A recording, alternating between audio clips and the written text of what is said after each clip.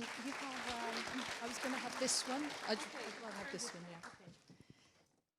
Thank you very much, and thank you for inviting me to this really amazing conference. The abstracts look fascinating, so I'm really looking forward to it. You don't often see the words migration, activism, irregularization and racism all together in an academic conference call, but they're very important words singularly, but I think taken together even more so. I think it's an important conference because the nation-state form is creaking, and this form is actually the frame through which public discourse understands the distribution and the accountability of political and economic power, and it is in crisis. Across Europe, migration has become emblematic of this crisis, but in fact, migration is far from the only challenge. Borders have fallen and shifted and proved difficult to police, not just for migration, but also for global capital, finance, and new technology. This is exacerbated, I think, by a crisis in representation. I think you're going to be able to tell that I'm speaking also from a position of being in the UK, facing perhaps a potential Brexit, and the political debates around that which are going on are quite fierce.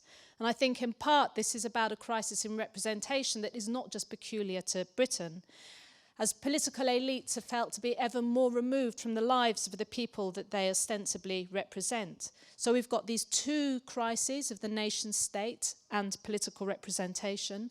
They're intertwined, and I think certainly in the UK, the EU has become emblematic of both. So the figure of the migrant, the idea of migration, exemplifies the fluidity of the relations between nation, people, and state. In mainstream political discourse, the migrant becomes emblematic of waning state power, which is seen as in hoc to business, human rights, and to European interests, and of mainstream politicians' disengagement with the concerns of ordinary people. So there's fear and an urgent need for long-term vision, even as the focus has to be on what should be done tomorrow and next week. And there are severe limitations on state actions as they are caught within the logic of their own reproduction. Free movement of everyone is an anathema to states, even as states are, at this moment, the main means through which resources can be redistributed. So there's an urgent need for new categories and concepts and everyday ways of understanding the world, and these ideas need to get out there. By which I mean not that the academy knows best and must educate those who do not know.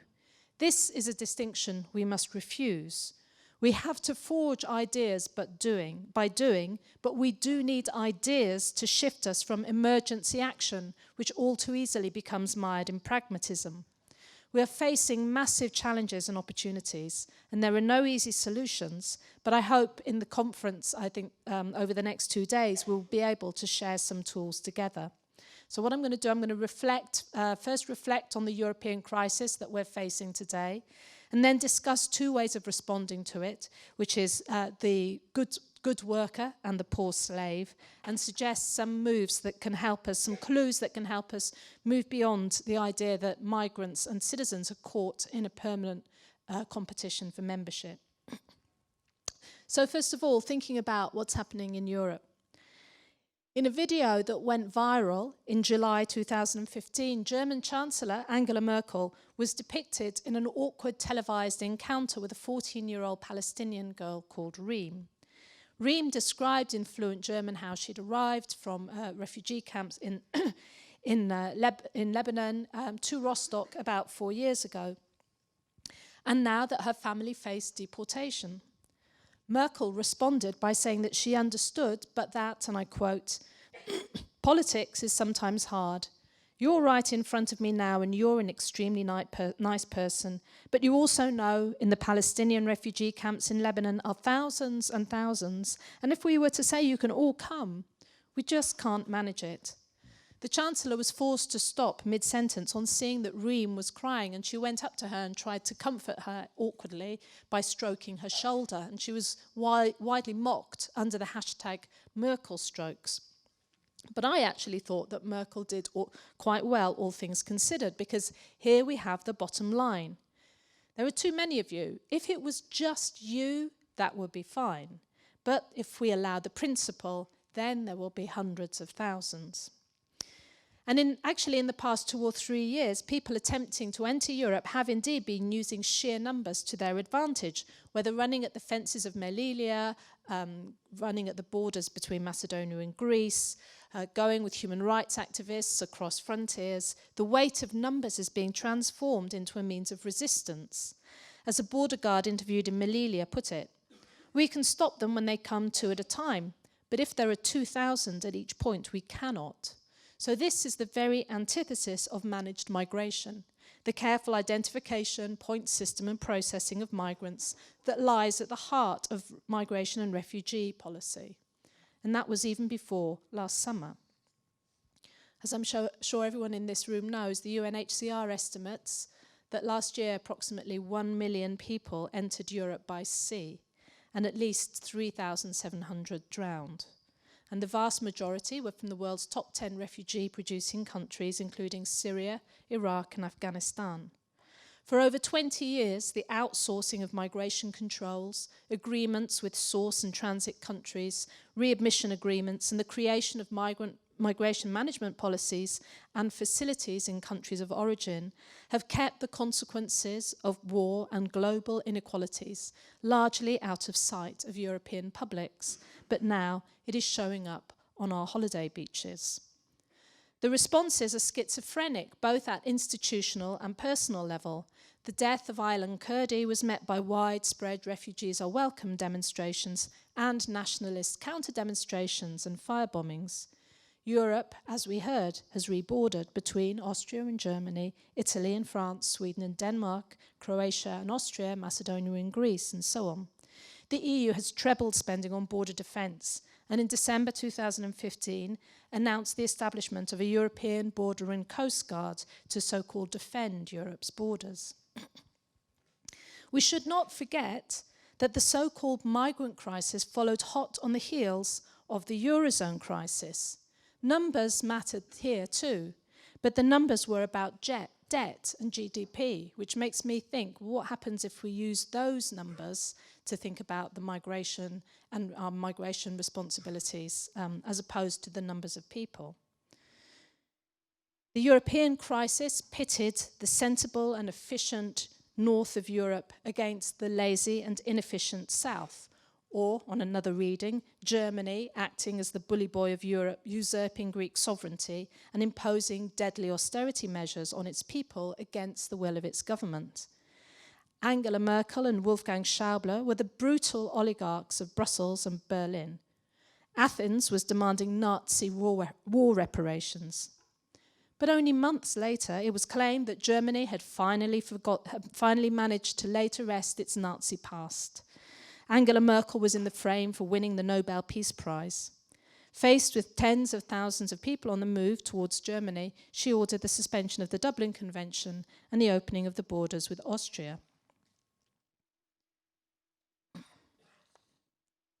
The feckless South was replaced in terms of rhetoric with the intolerant East, and Hungary and Poland in particular were deeply criticised for their intolerance and their brutal responses.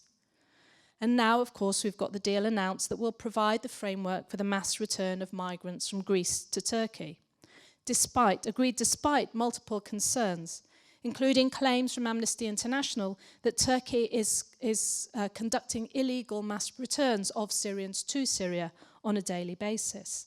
In May, Greek judges ruled a Syrian asylum seeker could not be sent back to Turkey because it is unsafe. So in this context, we've seen the re-emergence of the emphasis on the migrant-refugee distinction. Human rights activists seek to define refugees as a means of facilitating access to protection.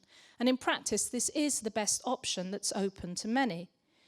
But a refugee is a special kind of migrant so the migrant can be, according to the UNHCR, distinguished from the refugee, and the migrant, once distinguished from the refugee, must be subject to what they call a timely return. The legal and bureaucratic distinction between migrant and refugee can be life or death for so-called economic migrants as well as asylum seekers. Many human rights activists advocate for an expansion of the category of asylum, more refugees recognised, while states attempt to restrict the category, and so we return to numbers again. But it is important to remember that we cannot have refugees without migrants. We cannot have asylum without deportation. There is a price to be paid, and we rarely hear from those who pay it. All of our models inevitably exclude even as they include. Even if we widen criteria to include all people from Syria, we exclude people from Afghanistan, Eritrea and Iraq. If we widen to include all refugees, we exclude those attempting to cross the Mediterranean in rickety boats in a bid to build more sustainable lives. We who do not pay this price have to face this contradiction squarely and not hide from it. In the press, the very word migrant has become toxic. News website Al Jazeera has decided it will no longer use the term, which it says has, quote, evolved from its dictionary definition into a tool that dehumanizes and distances, a blunt pejorative. In the English language press, we have the proliferation of images of vermin and insect metaphors. Migrants as swarms, as cockroaches and rats. They scurry, scuttle, sneak and swarm across the border. Their encampments become, quote, breeding grounds for radicalised youth. I've often thought, I've never heard about Eton and Oxford being described as breeding grounds for British prime ministers, even though that effectively is what they are. Metaphors are at their most effective when they are surreptitious and uncontested and pass unnoticed into our language. They're also at their most revelatory, and the horror of insects is that the sneaky little creatures, there's a quote from one of the newspaper articles, don't respect borders or boundaries, but more particularly, they don't respect the boundary of the home. And Merkel's policy has been dubbed her open door policy, in contrast to Prime Minister Cameron's stance, we need to stop migrants breaking into Britain. So comparing migrants to insects and vermin invokes what Walters has called domopolitics, the aspiration to govern the state like a home. So we have homeland security to protect our home. When they're in the home, insects must be dealt with, and while exterminate all the brutes is not acceptable, exterminate all the bugs is. In his book, Black Earth, Timothy Snyder has analysed the relation between Nazi extermination policies and Lebensraum, or living room, and he argues for the importance of the homeliness of the metaphor, which recalls the living room of the German home, as well as the living room that was allegedly required for the survival of the German people. Snyder describes how when Goebbels defined the purpose of extermination as, quote, a big breakfast, a big lunch, a big dinner, he thereby, so that's quoting Goebbels, and now I'm going to quote Snyder, he confused lifestyle with life itself, generating survivalist emotions in the name of personal comfort. Snyder, at the end of his book, asks whether tolerance of climate change is actually invoking Lebensraum. One might argue that actually living room is much more directly invoked in the language of migration. Full up, overcrowded, no room, Europeans only. The etymological origin of exterminate is to put beyond the boundary or the frontier. And the question is, where will they be removed to? What to do with Bauman's human waste, the collateral casualties of progress? In the past, waste, in inverted commas, could be dumped in other countries, and transportation turned the poor into the building blocks of empire. Rescued slaves could be left in colonial territories, often far from the places they'd left. Before the so-called final solution, Nazis imagined the Jews could be resettled in Madagascar. But now the world is full, and we are faced with a crisis. Northern League leader Matteo Salvini suggested taking so-called rescued migrants to disused oil platforms off the Libyan coast in order not to disturb Italians. I quote, "Help them, rescue them and take care of them, but don't let them land here." So what we're seeing, I think, as well as a migration crisis confronting Europe, is what Sam Criss has called a European crisis confronting migrants. A multidimensional European crisis of solidarity between member states, many of them struggling with austerity and state capacity. this is effectively called out by migration. Like the apocryphal story that the Haitian slave revolutionaries greeted the repressive French army by singing the Marseillaise, so some of the people walking along the motorways of Hungary and Austria were carrying the European flag. We share your respect for justice, freedom, and human rights, and here we are. We belong. Thus, the crisis is bringing into question not only the principles of asylum and of free movement within the European Union, but Europe's very idea of itself as a space of liberal values, freedom, moral equality, and human rights. So what to do? I think there are two types of typical responses to hostility towards migrants. The first is to designate them as victims of traffickers or modern-day slavery, and the second is to describe their potential contributions to European society, either the good worker or the poor slave. Both designations may actually be accepted to some extent by officials and policymakers, so they can actually stake out some common ground between activists, academics, and state officers, and for this reason can be very powerful. Faced with a situation where a small NGO needs a bed for an abused migrant, initiating anti-trafficking procedures, for example, will often give access to desperately needed resources. Similarly, faced with claims that migrants are here for welfare benefits or they're lazy criminals, it's understandable that people reach for the facts that migrants are less likely to claim welfare benefits, that they often work long hours for low wages for which they are overqualified.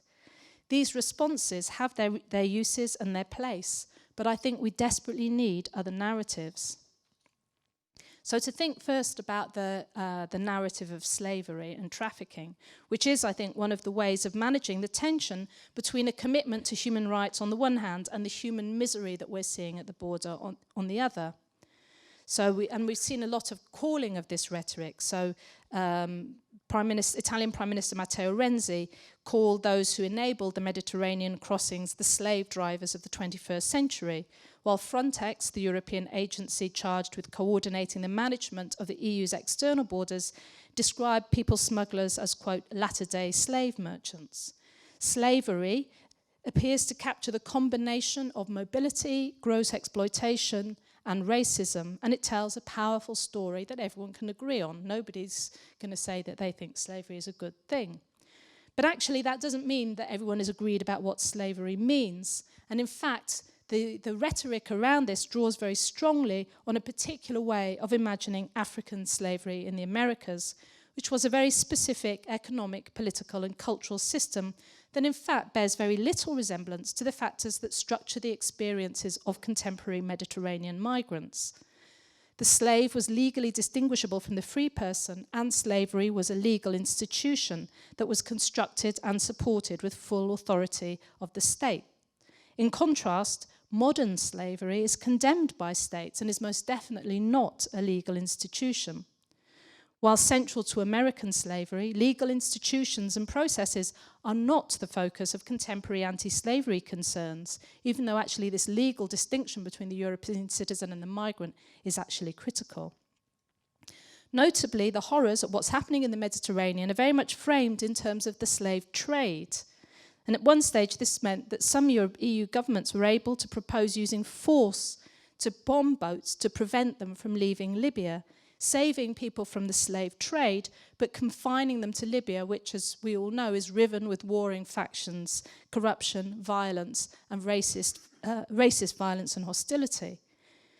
The visual images carried by websites, televisions, and newspapers reinforce this parallel between the slave trade and what's happening at the Mediterranean. Images of human beings crammed into overcrowded boats setting sail from Africa, often enduring horrendous conditions, including grave risk of death. The horrors of the Mediterranean passage, for example, were directly invoked in a series of photographs that was printed in 2014 by Time magazine, which done by Massimo Sestini. I'm sure that you've seen one in particular that was widely reproduced, which is basically a picture of a boat taken from above with the kind of pointed hull and lots of people crammed into it. And it really sort of paralleled very explicitly the sorts of images we saw in anti-slavery literature in the 18th and 19th century, which sort of portrayed the boats exactly like that.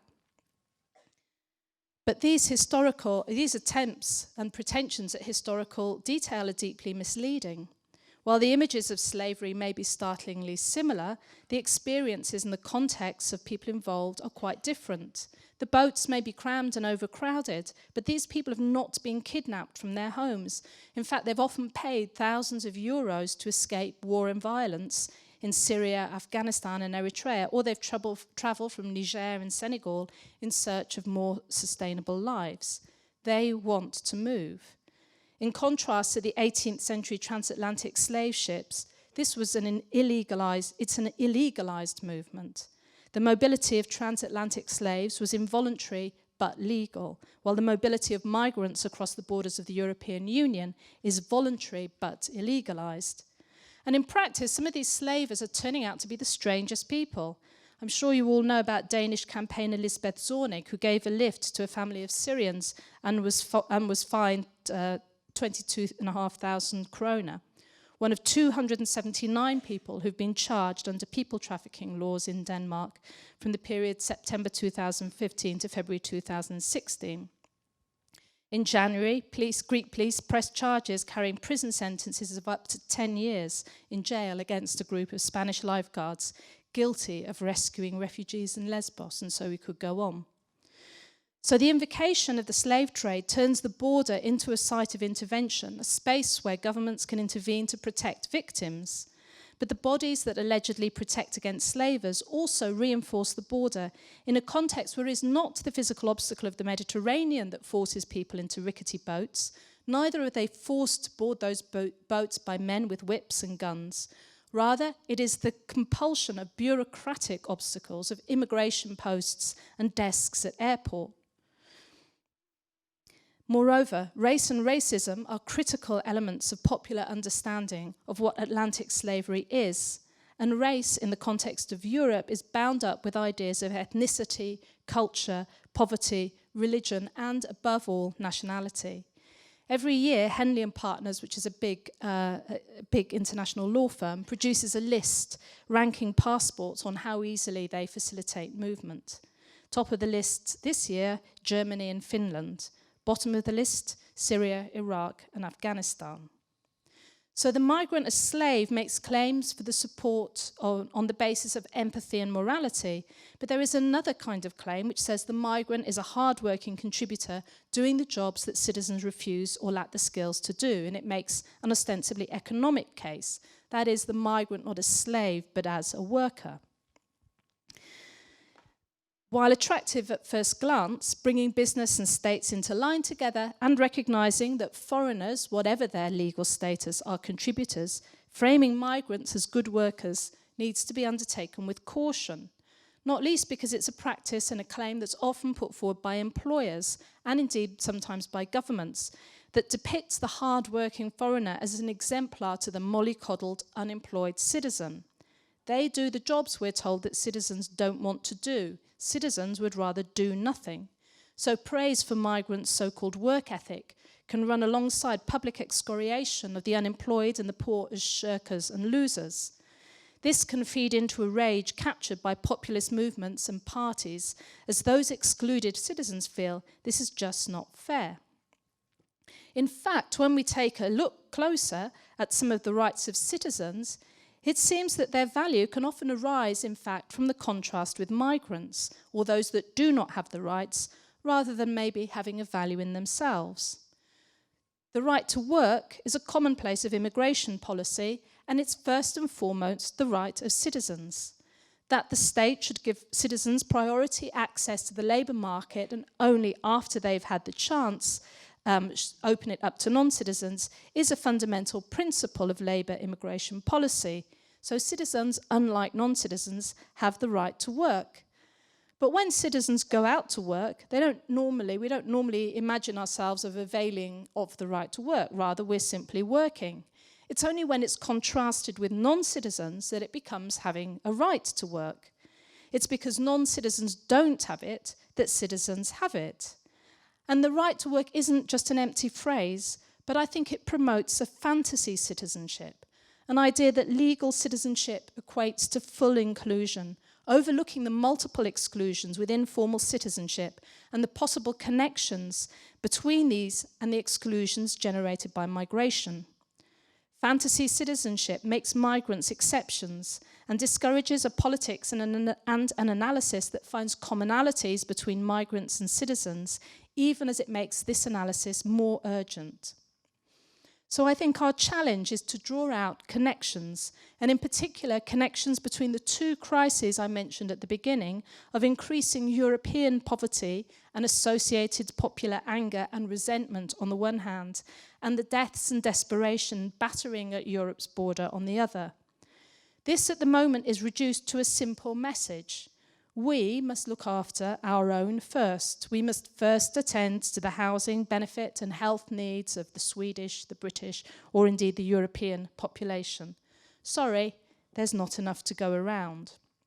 I think that the fear of numbers actually often rests in a way on a recognition of global inequality, which is foundational to our own societies of structures and our own ways of life.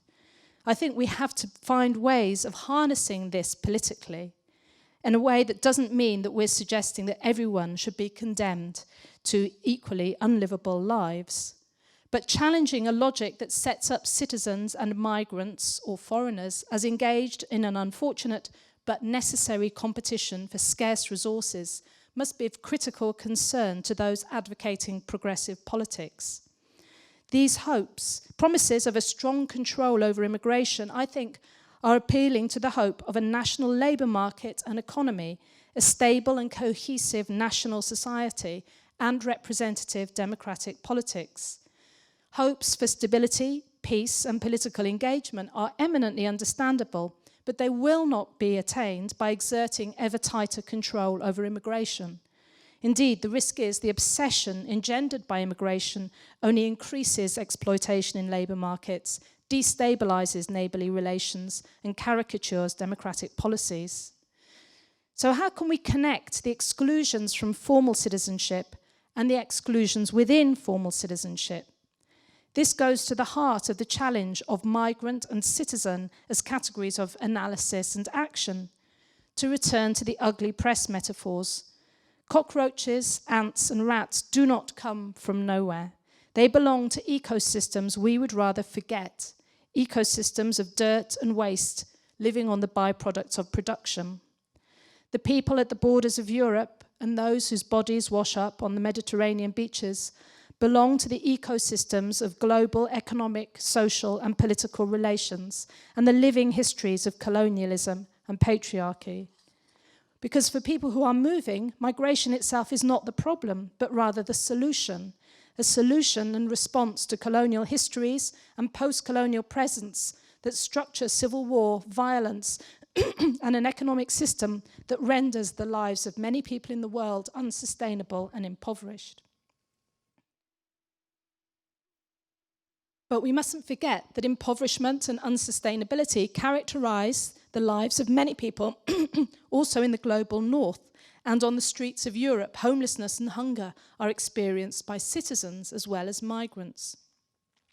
I would suggest, for the big picture, that we need to challenge not only the restriction of the rights of migrants, but also the idea of the worker citizen, and I thought that was coming out quite strongly in the proposed Swedish legislation.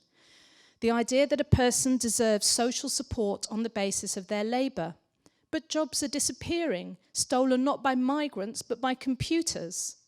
In our excitement at driverless cars, who spares a thought for the lorry drivers who may lose their jobs, just like the cotton spinners of the 19th century? What about the cashiers replaced by automated tills? How can people retain their sense of worth and productivity unless we begin to challenge a culture that attaches such a strong moral value to labour and treats it as something separate and superior to caring? The worker citizen is an ideal that has not only remained largely unchallenged, but has flourished within the EU. Free movement of EU citizens is one of the 4 fundamental freedoms, but the right to remain in an EU member state for longer than 3 months is principally the prerogative of EU workers. We're increasingly seeing EEA nationals being removed on the basis of vagrancy and begging, for example. And because now that the mobility of EEA nationals within the EU can no longer be controlled through immigration laws, increasingly they're being controlled by access to welfare benefits, which in a way I think is a return to the old poor laws across Europe that we had in the 17th and early 18th century. The ideal of the worker citizen is a problem for citizens too, particularly women. And citizens too can be moved, forced to move, and denied the right to be present. And I'm going to have to give some UK examples here because each state has a different way of managing the movement of its citizens. But in the UK, public space protection orders allow police and council officials, including private security contractors with delegated enforcement powers, to request people to stop so-called antisocial activities that have a detrimental effect on the quality of life of those in the locality. These kinds of antisocial activities include rough sleeping and begging, entering particular spaces if you're under 21, feeding pigeons, riding bicycles, having too many dogs, swearing, drinking, and spending too long in a toilet. So this is for citizens. A citizen may have a right to be present on the territory of the UK, but that doesn't give them the right to be in any public space at any time. So to conclude, people have always moved. Our world is shaped by thousands of years of mobility for trade, exploration, and colonialism, movement to marry, to make war, to convert, to exploit. It's also shaped by a long concern of rulers to control the mobility of the ruled. In Sweden, in 1540, King Gustav Vasa prescribed that no loose or hired man should wander and offer temporary labour. Merchants were to travel only on designated roads and carry passports issued by the town they came from. Kicking against this control, demanding the right to move or to stay put, has been a feature of histories all over the world. So how to build connections between the low-waged, homeless and unemployed EU citizens, those struggling to get by, and the struggles of migrants without turning them into competitors for the privileges of membership. How to jump the scales and the borders of the local, national and global and make the connections between them. How to make connections across issues between migration and austerity and climate change, migration and climate change, and across scales. There are important connections to be made between migrants and citizens, but this analysis can't be abstracted from political and social practice. It can offer clues that must be followed and developed through campaigning and organising and people's daily experiences of building relationships with one another. In recent months across Europe, people have been supporting and welcoming migrants, but we are in for the long haul of building an economy, culture and society where better lives for Syrians, Eritreans, Afghans and Pakistanis can mean better lives for all of us. Thank you.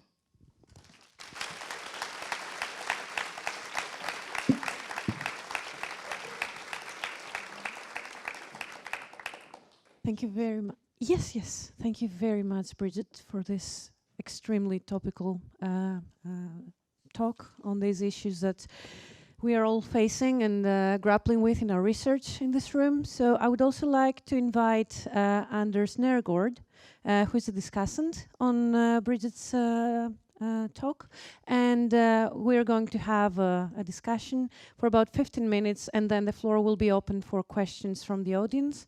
Anders is an associate professor in sociology at REMESO, the Institute for Research on Migration, Ethnicity and Society at Linköping University. His research and publications span issues such as labor migration, racialized discrimination, trade union organization, and extreme right-wing and racist parties. And his latest publications include Racist Dreams in Municipal Budgets, Women Representing a Culturally Racist Party in Local Politics, as well as the book Social Identities and Migration, Precarity and Global Governance, Challenges and Opportunities for Labor. So I'm welcoming you both. Thank you. Thank you, Bridget. It was a very interesting and very thought-provoking, and I'll start with what I think was one of the key points as I understood it. This about thinking combinedly short-term and long-term. And then you ended up with this connection between the migrant and citizen and worker, citizen, and so on. But to start with the big question, where you, in a sense, ended, how do we proceed in making this connection? Because I agree fully with your analysis in many ways, but I mean, we could at least have two arguments, because so many of us are focusing on short-term issues. One would be the acuteness of it, but secondly, that's something we know what we can do about, but we don't know how to make this connection. Well, I suppose I don't think that there's a kind of overarching answer to that question, but I think if I was thinking about the UK, which is the area that I know, that I would say the question of housing is absolutely critical, because there is an urgent housing need for migrants. There's actually an urgent shortage of social housing, a desperate shortage of social housing. And interestingly, in the UK, local authorities in their social housing allocation policies are complaining about migrants and them coming in and taking housing that's meant for locals, and they're criminals and drug dealers and so on. But when they're talking, they're using the word migrant, but they're actually talking about people from outside the local authority. They're actually talking about British citizens, but using the term migrant and all of its sort of associations in order for a very clear political purpose. So I think that that's an example of where I think we have to start organising around, and not just, I suppose that the tension is that we're always fighting for the rights of migrants, but not situating it within the broader question of the rights for other socially excluded people. And I think that, and then what happens is that because these proceed in parallel lines, and so you might have like some really fantastic groups doing fantastic stuff on homelessness, and then suddenly you'll always get migration thrown in then. So it's just like, well, but what do you think about migration? And unless you have thought about that at the very beginning, that's going to floor you. So I think that we need to start having conversations between people who are active in those different ways and centralizing migration, not because migrants are the most important thing, but because actually that's the political fracture which is endlessly being deployed. So, and I suppose I think that's a kind of, maybe that's something which is between the short term and the long term, which is a medium term thing that I think is an example of where I think we have to start, even though it's really hard, because I know also, I think I appreciate that, a lot of people who are on the front line do not have a lot of time to be, it's just they're working all the hours they can in order to respond to emergencies. So, but I feel that some of us, so someone like me who has the luxury of not being in that situation needs to be kind of engaging in that more mid-level stuff. Thank you. Yeah, and I think that's a very good point and so on. But then I come back to, I've been doing a lot of research concerning trade unions and migrant workers in different categories and so on. And my impression is that there are attempts within trade unions just to be this broker of catering both for migrants' rights in a broad definition and for workers' rights and so on. But what we see in some of the research anyway is that, this more produces a fragmentarization among trade unions, where we see some trade unions being capable of doing it, but it's often trade unions in economic branches where migrants are very prevalent, whereas in other branches we see a resurrection, especially of the white male worker and right-wing populism and racism. And then at least my experience from Sweden is that there's a very big division between those doing migrant rights activism and those doing workers' rights activism in different forms and so on. And what would be the way of trying to combine these perspectives? Can we think theoretically in some kind of going a step backwards to see if there's some kind of connection, more than, as you rightly showed in the talk, that, I mean, it's in a sense used by the power to be to splinter some kind of resistance against the power. But are there, what could you see as some kind of interpolation that would be able to let these two groups meet in a sense?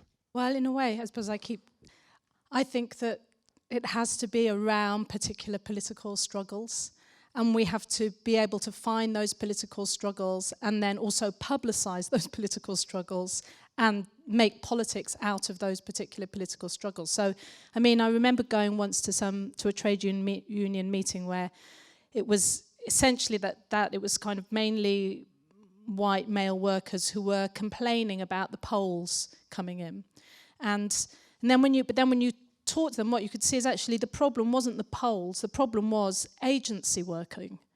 And these agency workers were coming, and basically the standard workers were not getting their overtime because agency workers were being deployed for the overtime.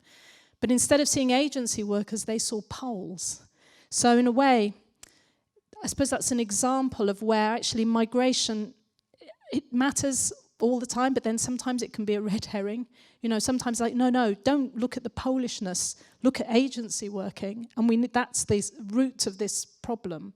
So I think that, but I do think that also people are not convinced, it might be just the UK, but I think that sort of people are not convinced by, people coming from universities and telling them they should all make connections, and actually it has to be political practice, and they have to see that actually there are interests, that they share fundamental interests in common, and I do think that actually that is part of the work of migration activists, because I think that increasingly Labour is is more and more beleaguered and retreating, and actually it needs to be called out, I think. So I appreciate that's not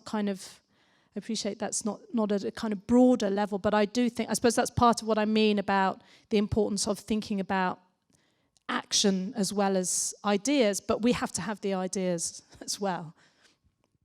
Okay. Last comment before I leave for the floor. Yesterday, Hillary Clinton and Bernie Sanders met, and I was thinking about Bernie Sanders' campaign in U.S. in a sense that projected some kind of interpellation of we the people against the rich, in a sense. Is that and succeeded in getting 12 million voters in the primaries and so on? What would be something similar in Europe? And then the question, would it be possible to do that on a European Union level? Or, as you, in a sense, ended up saying, that we still, at least mentally, live very much in national states or nations. So there's two questions in that. Yeah, I suppose, and in a way there's another element, which is the whole question of colonialism and global capitalism. And this idea, basically people in Europe are not rich because we're more intelligent or have more resources or anything like that, but it's actually to do with centuries of exploitation and exploitative relations that actually. So I was reading a great essay by the Rhodes Professor of Imperial History at King's, who is actually a supporter of the Rhodes Must Fall movement.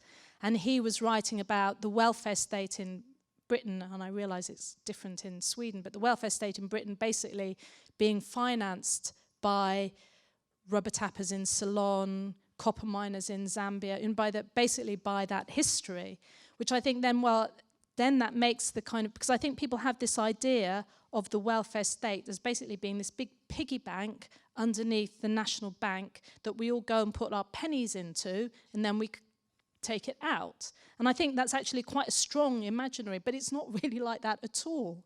And so I think if we start thinking about the history, that kind of history of welfare state, so in the UK I would say, well, that puts then a slightly different spin on migrants coming and sponging off the welfare state. You know, so I think that we have to recognise that, you know, we're not self-contained within the region, and that we have a responsibility to the people also that have been, you know, immiserated by current policies. And I think the problem is that is that people, you know, I suppose it's partly what I meant by saying that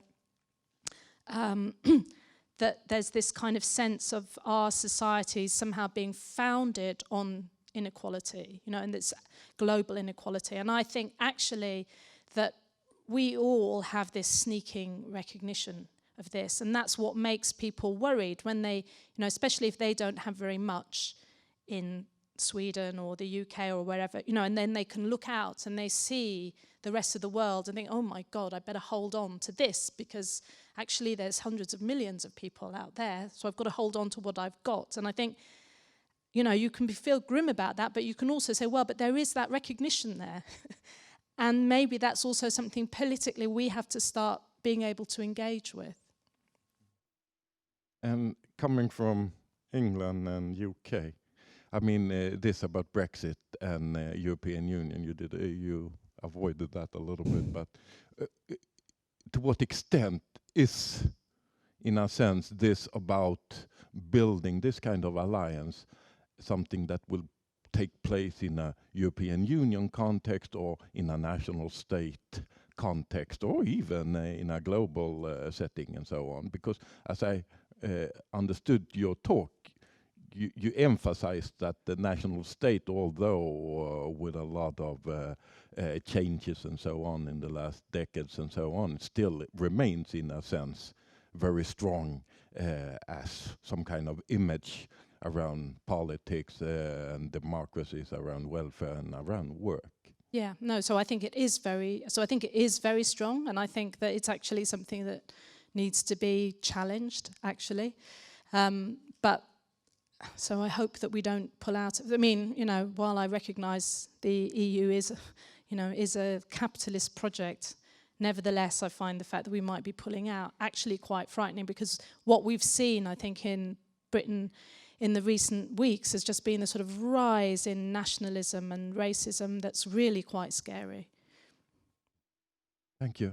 And read her books, they are very good. Thank you very much, Anders and Bridget.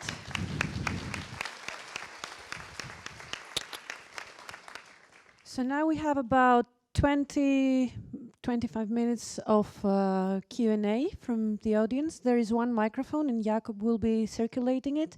When you get it, please also state your name and your affiliation if possible. So who would like to go first? Jakob, up there. And you can still raise your hand so I can see them and plan accordingly.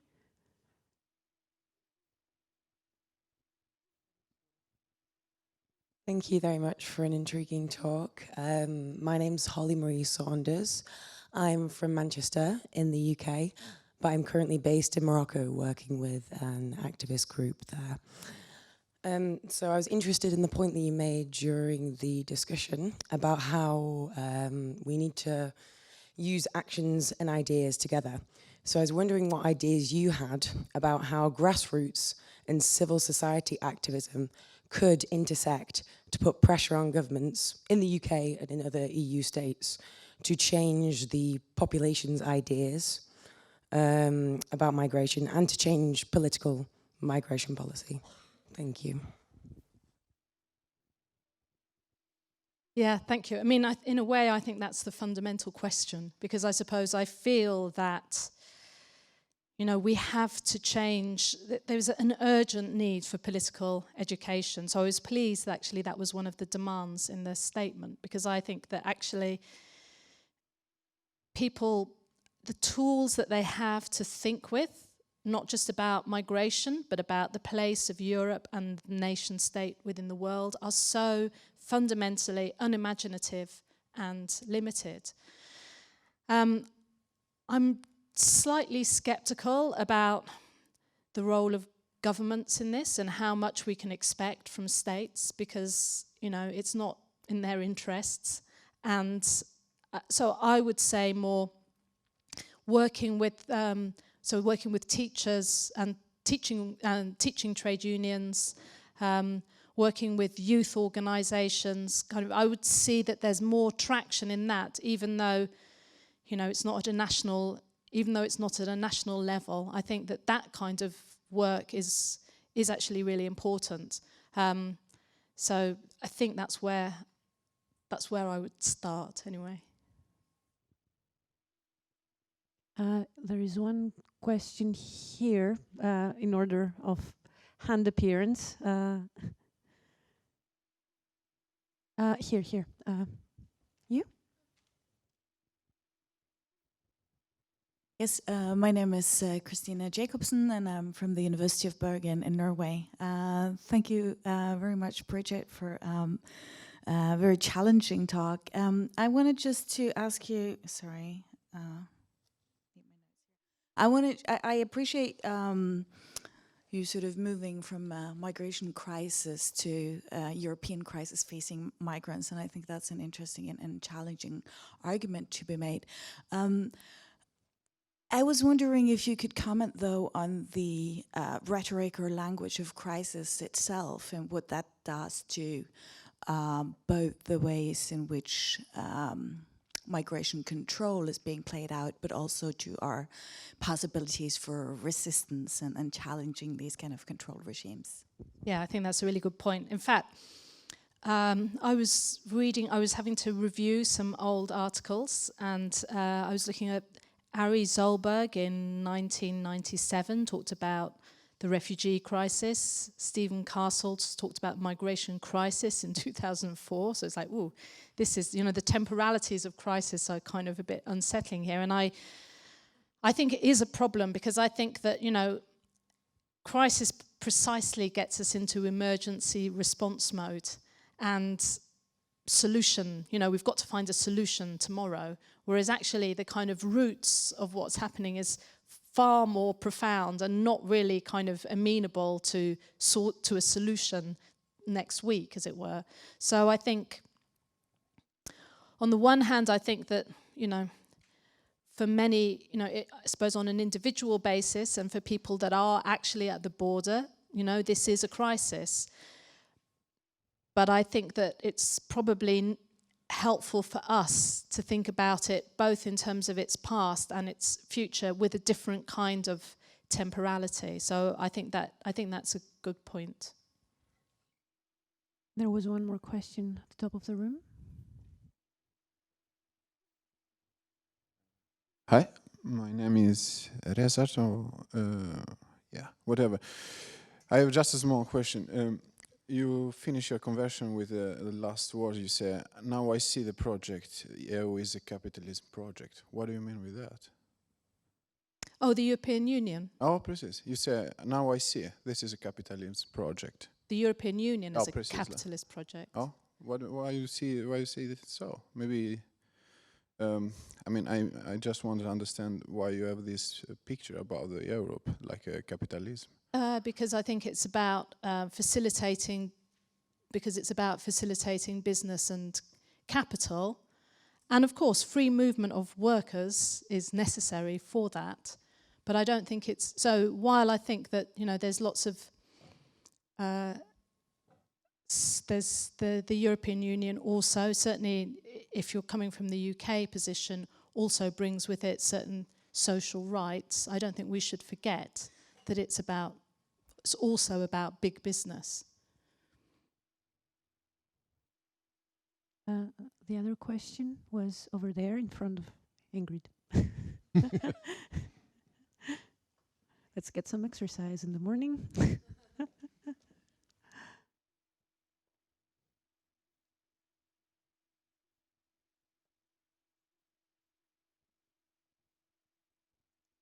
Hi, my name is Rahel Waldab Suatu, and I'm a graduate student at Lund University studying global studies and political science. Thank you for your intriguing talk. You brought up a lot of issues that I thought was very important. But one thing that I think that you didn't mention enough is, the right to mobility or locomotion, like you put in the title of your paper, and the unequal power relations between that. For instance, you talked about how, it seems like a crisis because now people are coming on boats to the beaches of Europe where people vacation. But there's also the fact that European tourists have very easy access to beaches, resorts in, I guess if I can call it the global south. Visa restrictions are very limited to them, both for tourists and also businessmen. And then the other part of the sort of right to mobility, now the EU is taking measures to stop migrants before they even come close to the Mediterranean, in Libya and Sudan, for instance. So if you can comment on that, I'd appreciate it. Yeah, thanks. Yeah, I'm sorry about the title, because basically what happened is that I did one thing which had about the right to locomotion, and then because I didn't have anything about workers, so I need to put that in, and then I thought I'm going to be talking for an hour and a half. So thank you for giving me the excuse to talk a bit about the right to locomotion, because I think, so the rights... So actually, I think the right to locomotion was actually a right that was demanded alongside was demanded as part of the package of anti-slavery struggles in the US. So it wasn't just about freedom; it was about the freedom to move, the right to locomotion. And actually, interestingly, Frederick Douglass was campaigning against when the U.S. was introduced so-called anti-coolie laws to stop migration of Chinese people to the U.S. on the grounds that it was akin to slavery. He called for the right to locomotion, which he said is a right that belongs to all alike and alike to all, wherever they're from. So actually the right to locomotion, the right of being able to move, the right to locomotion was actually fundamental to all ideas of freedom in early liberal thought. Actually, there's nothing, the right to moving your body, the right to corporeal mobility was fundamental, but now we never hear about it. So I think that we need to think about mobility and the right to mobility, not just as something kind of airy-fairy, but actually as a really kind of critical right, because it's actually the right that people, the refusal of that right is what is able to maintain what Nandita Sharma has called global apartheid. The refusal of that right for some, and its facilitation for others, particularly, as you say, people from the global north. And that I find that Henley and Partners Index very revealing if you want to go and look and check on it, because basically what they're doing is they're trying to sell dual citizenship, because that's what their speciality is. So they want to be able to sell citizenship of other states to people who are in states where they can't move, and so that's why they produce this index. And I think the fact that we can see the states that have the most difficult visa regimes against them are precisely those states where people really do need to be able to move from. And the states where it's easiest to move are, as I say, Germany, Finland, then it's the UK, US, and so on. I think tells us something about the world and tells us something about global power relations. So I think putting the right to locomotion front and foremost, and also recognizing this is not just about the right to locomotion across borders, but also the right to locomotion within borders, I think is a really important political demand. So thank you for that. One question here. Thank you very much. My name is Maysa Al-Mustafa. I'm from Balsili School in Waterloo, Canada. I really appreciate the comparison you made about slaves and refugee boat journeys by boat. But I would like to ask here, how much voluntary you think the refugees' journey in those death boats are, given that they are structured to vulnerability and structured vulnerability actually, when they have no alternatives? Do we think that they are really making a decision and by leaving and taking this precarious journey by boat, and you think it's really vulnerable journey? Thank you. I mean, I think the question of choice and voluntariness, which is, I think we often get thrown back into that in questions of migration.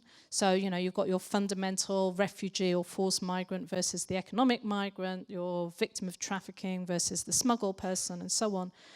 And actually, I suppose in my heart of hearts, I think that that can be quite an unproductive conversation. Did you choose or did you really not choose? Well, the point is that maybe you did choose because all the other alternatives were so negative. So, because I think the problem is then what happens is like, well, then if you've chosen to do something, that means that you become somehow undeserving, you know, because you've chosen, you made your bed, so you lie in it. Whereas I think that actually the point is, what is the universe of alternatives that people have that they can actually feel that this is a good thing to do, I think is fundamentally the question. You know, how just is it that this choice can be the best choice? So I suppose that's one thing I would say. So I kind of think that voluntariness can then kind of mask lots of other more important questions, but also I think it sort of takes us away from the fundamental structural questions of, you know, who's bombing Syria? How come we've ended up in this mess? You know, it's like that's, which is the responsibility of, you know, so it's not just that, you know, European people should feel sorry for these refugees. It's actually, no, we have a responsibility, you know, we have a responsibility, nothing about pity or anything else. So, and again, I think that question of voluntariness can sort of detract from these questions of responsibility. So I haven't seen any other hands being raised in it. Oh, okay, here. Hello. I'm Andrew from Brussels. Well, I'm glad you brought that last question up, because I think there's kind of a contradiction with, you know, the right of locomotion, or even you were mentioning earlier on, well, migration is something we've always done. I mean, I do agree we should have a right and so, but I think talking in terms of a right or a freedom to move, first of all is, well, the focus shifts to the individual. The individual has the right to move, whereas we're not facing individual moving, but, you know, masses. And it actually blurs, as you were saying right now, the responsibilities of other parts of the world in creating migration. I think when we talk about the right or the freedom to move, it's basically, well, usually I think people, they'd rather stay home. I mean, on a bigger scale, there's always going to be people who just are free birds and want to move. So when all of a sudden we talk about a freedom or right to move, that means there's something wrong, and we should talk about what is wrong and where it comes from. And I think that's something in, how do you say it, in activist language, we've always been talking until recent. I mean, we had this discussion in Brussels a few months ago, that we used to talk about, yeah, this movement of people, yeah, it's natural and this and that, and all of a sudden this has been recuperated. And well, we should talk about responsibilities, because they would bring us again to inequalities, to, you know, global capitalism, colonialism, and so on and so on. So I think we also have to be careful about what we say when we say that about freedom and it's natural and so on. So it wasn't really a question, but it was more engaging into conversation. Thanks. Yeah, I mean, I kind of agree. So I think that we also have to look at, right, so I do have a problem with the whole idea of rights. Like, can we just sort of bracket that off for the conversation? But just as a kind of shorthand, I think that you know, the right to be immobile is just, you know, to not have to move is something that can be just as desirable. But two things I would say, I think. So one is, I do think also we have to stop, I would come back to you and say, I think we also have to stop pathologizing movement. You know, that actually, yeah, sometimes people move because they really have to, but actually quite often people move because they just want to see the world, or, you know, why not? And it's an adventure, and actually that's also fine. You know, so I think that I think we have to be careful about pathologizing it. And I think we also have to think about the use of when does mobility become migration? And I think that, you know, I think that there is something about crossing nation-state boundaries that turns mobility into migration, that means that we pathologize it, but also means that we miss the connections with just like the regular mobility. You know, so, you know, we all walked to come here. You know, there's something about that kind of cutting off and making migration the kind of special, weird thing that sometimes people are forced to do, that I think sometimes can be unhelpful for our analysis. So we have time for one last question, perhaps. Okay. Oh, yes.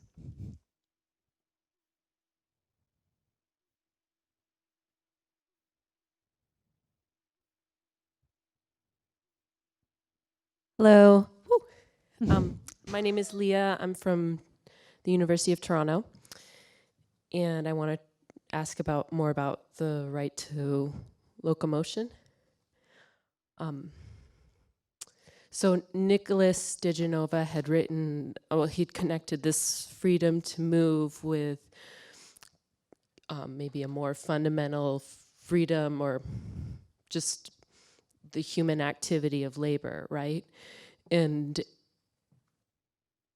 it strikes me that if we attach ourselves, you know, politically to the right to locomotion and the freedom to move, then that's very much an attack on capitalism and capital. And I was wondering if you could comment on kind of how you see those challenges kind of working out. That's clear. Wow. I'm not sure I quite understand the question. Okay, I'm sorry. You know, if we're framing our approach, you know, to the crisis of migration, or however, as really being about the right to locomotion and the freedom to move, I mean, that's the freedom of workers to move and to work wherever. And I think that's going to create problems for, you know, in a lot of places for capitalism, right? And I think it's in a lot of ways, a fundamentally anti-capitalist project. So I was wondering what your thoughts are on that. Yeah, so I suppose, yeah, it is a fundamentally anti-capitalist project.